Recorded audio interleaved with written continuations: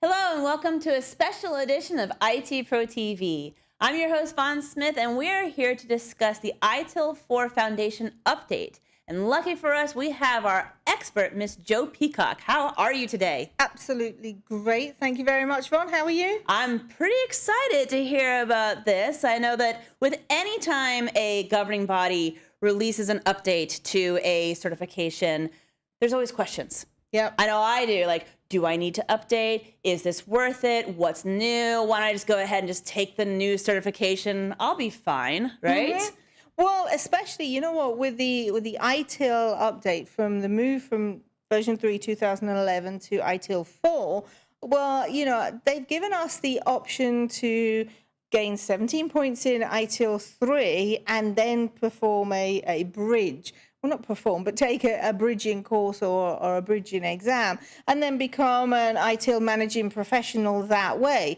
And I often get people at this point in time, it's like when we move from version 2 to version 3, I'll get people saying to me, is it worth it? Should I start from scratch with ITIL 4, or at the time it was with ITIL 3, or should I just complete the bridge? I can tell you now that completing the bridge from 2 to 3 didn't give you a full, a full sort of perspective on ITIL version 3. And I can also tell you now that you are not going to get a full perspective on ITIL 4 without completing an ITIL 4 foundation course and without taking the ITIL 4 foundation certification. Now, obviously, there are those people that could simply just go into ITIL 4 certification and just take the exam. And I know that that's a possibility. But what I want to do in this particular episode is really I just want to outline the differences for you. What's actually changing as we move from ITIL version 3 to ITIL 4? And bearing in mind that we're only here at foundation level right now, and we will be expanding on all of this, and we'll be going into a lot more depth in the intermediate courses. So the changes will be more significant as we get more in depth with those. So I just really want to give you a flavor, and then you can make up your mind for yourself. All right, that sounds great. Let's go. Where are we going to start? Where are we going to start? Well, I mean, I'm going to show you very, very briefly the qualification scheme itself. And I say very briefly because I know that we've covered this in some quick bites that we've done and other videos that I've done. So I'm not going to spend too long discussing this at all because you should have already seen this by now. If not, then check out our other videos on YouTube where I explain this in a lot more detail. But essentially, we are at ITIL Foundation level at this particular moment in time, and that's what we're talking about right here. And of course, there are other tracks to get us to the managing professional or the strategic leader, and then also to ITIL master. But let's jump straight in and take a look at some of the differences, if that's all right with you. All right, I like it. Well, I'm glad you do, because some of these differences are going to seem subtle. But they've actually got more significance than that. There's this one, for instance. So we're going to look at the difference between, well, what was a service in ITIL version 3? A means of delivering value by facilitating the outcomes that customers want to achieve. And yeah, you know the rest. Notice that difference, though. We're not delivering value. We're enabling value co-creation. What that's recognizing by the use of the word co-creation and enabling value, what it's recognizing is that value is not something that we can deliver. I cannot give you something and then expect you to love it straight away without me acknowledging the fact that you've got to be able to use it in order for you to like it. Let me put that into English, shall I? If I give you an app for your phone, but I don't explain how to use it, I just give you this app and say, here you go, this is absolutely great. It's going to help you buy your next plane ticket. Okay? Is that going to be useful to you?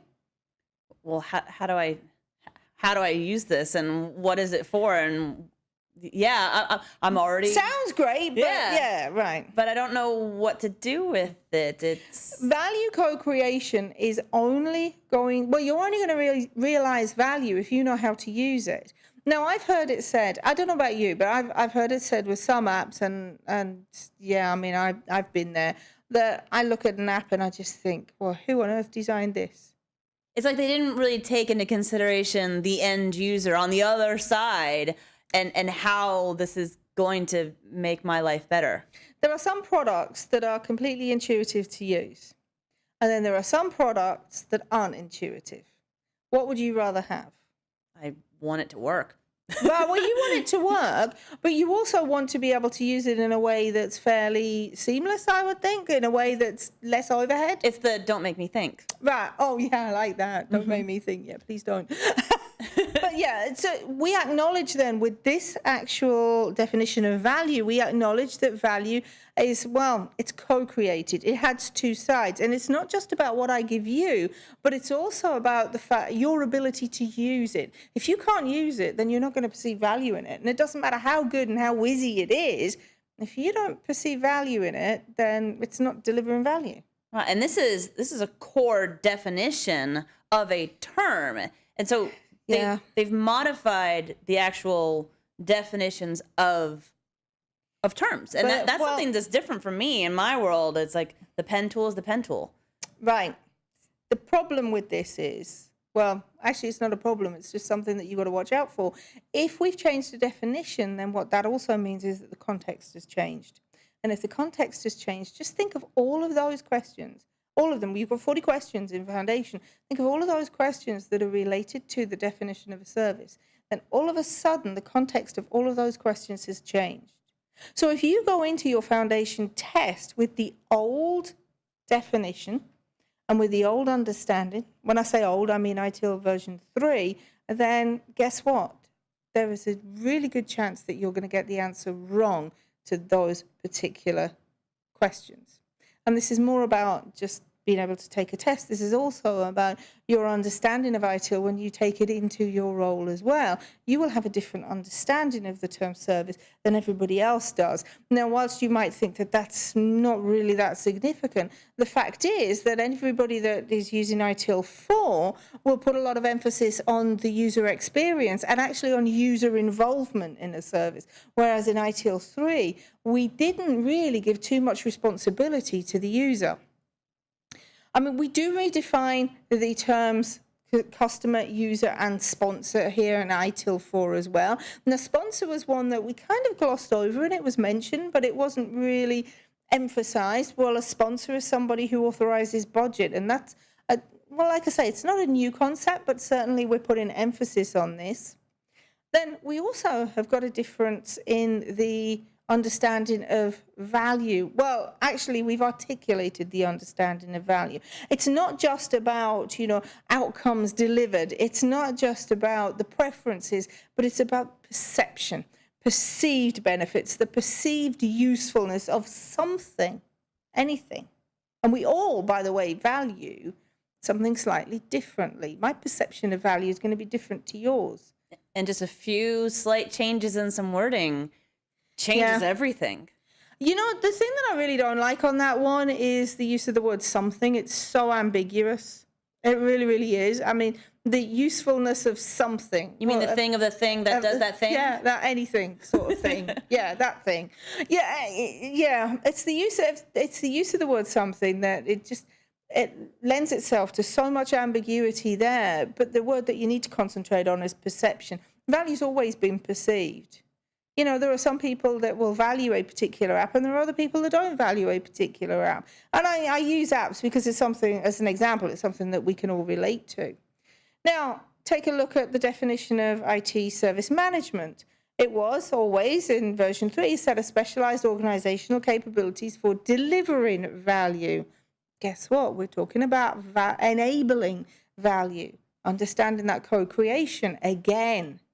And we've also got another new concept. So far we're looking at new concepts, we're looking at changes to existing concepts, and you might think that these are fairly insignificant so far. Well, okay, stay tuned. So here, a service offering is a description of one or more services designed to address the needs of a target customer group. And it may include goods, it may include access to resources, it may include service actions. Well, guess what we're doing here?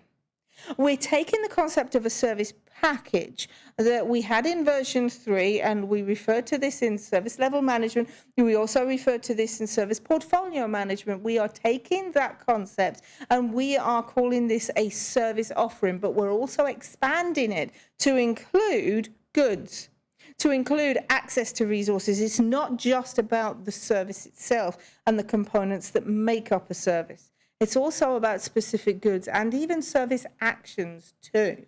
So this one is a new concept. We also have another new concept, and that is service relationship management, which are the activities that are performed by the service provider and the service consumer together. But again, acknowledging the fact that value is co-created, and it actually takes me and Von in order to be able to perceive value, in order to be able to realize value.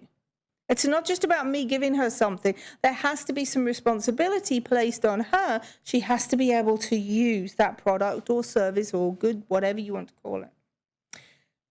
So we've discovered sort of some nuances there so far and some definitions, but what about anything else? Is there anything that's new?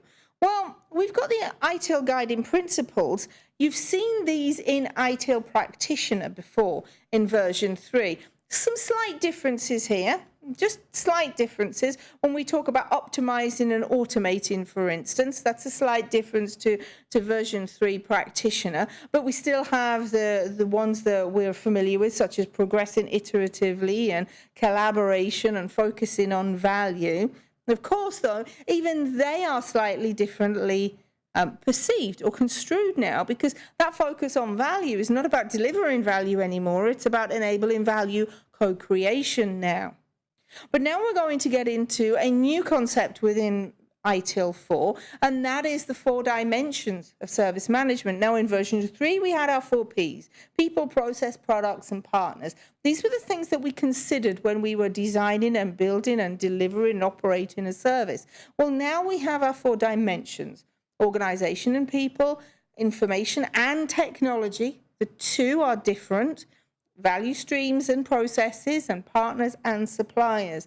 And they all work together to allow us to deliver our products and our services, and therefore enable value co-creation.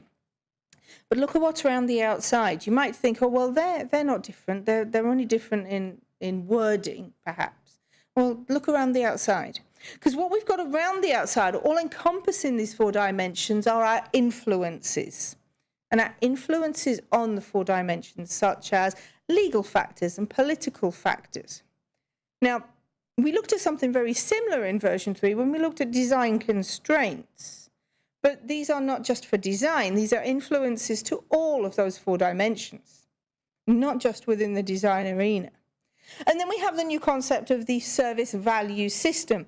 And with the service value system, you see we have the concept of the guiding principles and continual improvement and governance. And here's our first mention of the term practices. Within that service value system, we have a service value chain. And here is our service value chain. And our service value chain includes, well, on the left-hand side, the demand, which then on the right-hand side delivers value. That's our inputs and outputs into the chain. But you'll see what the activities are within our value chain. We plan, we engage, we design, we build, we transition, we deliver. That's service value chain.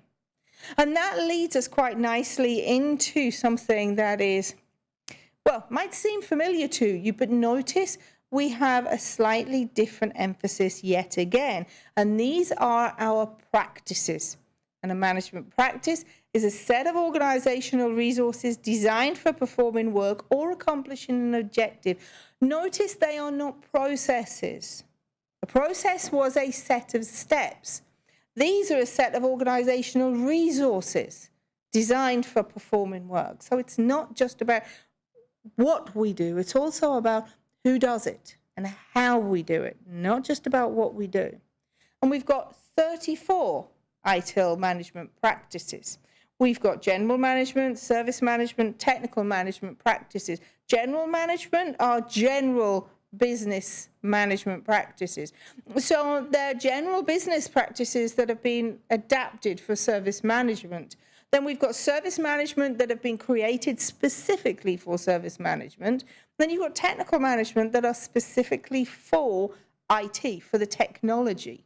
And in fact, what we've done is we've listed them out here in terms of general management practices and service management practices and the technical management practices. So do you remember how many there were?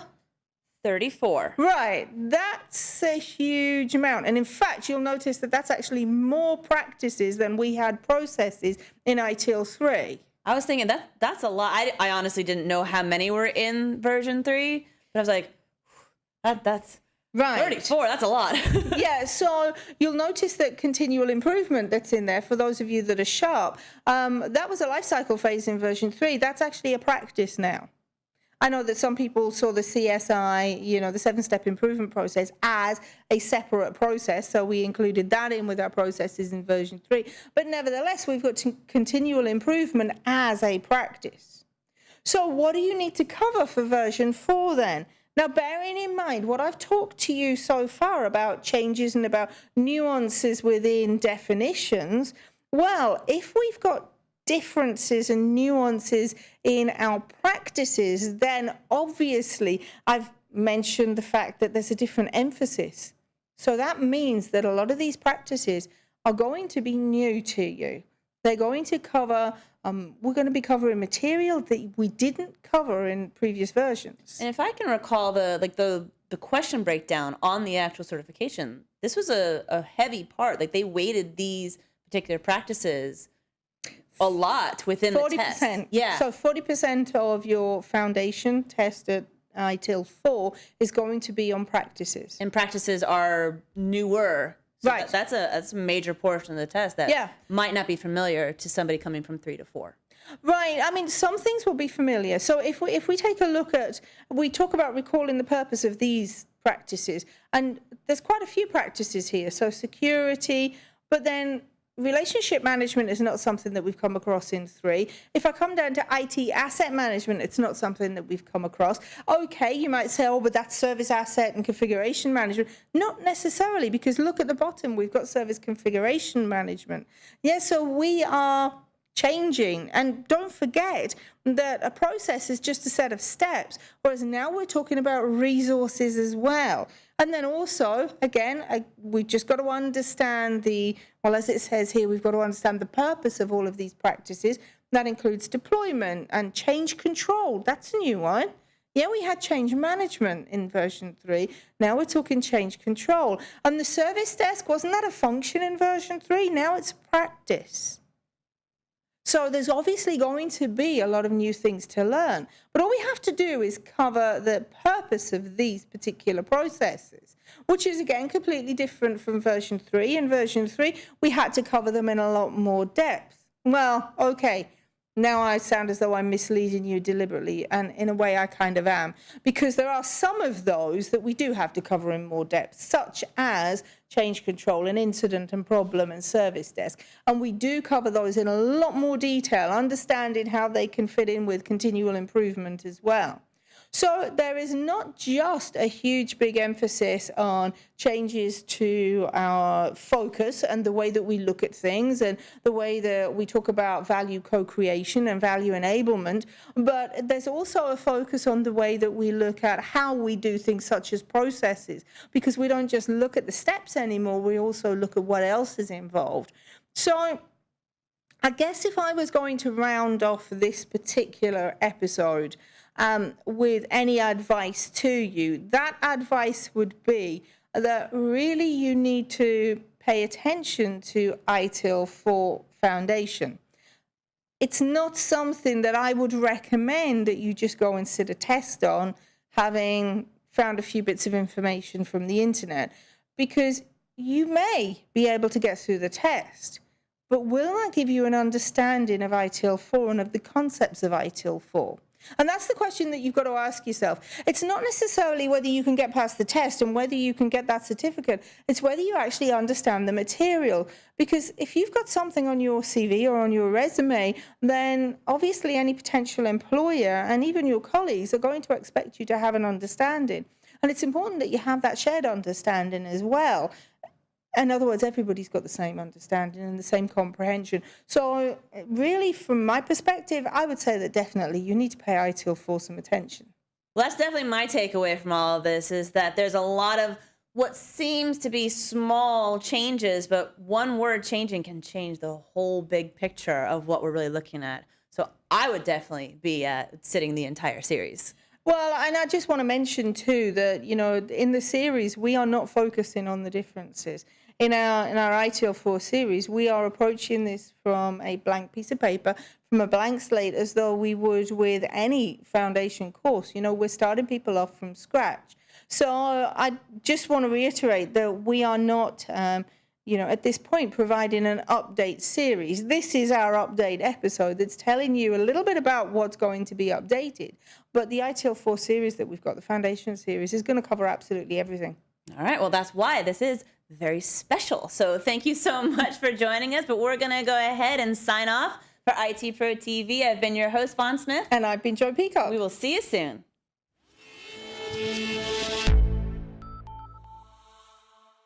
Enjoying ITProTV? Want to learn more? Then be sure to check out some of our other recent videos. Or head over to our website. And as always, you can click here to subscribe to our ITProTV channel. ITProTV.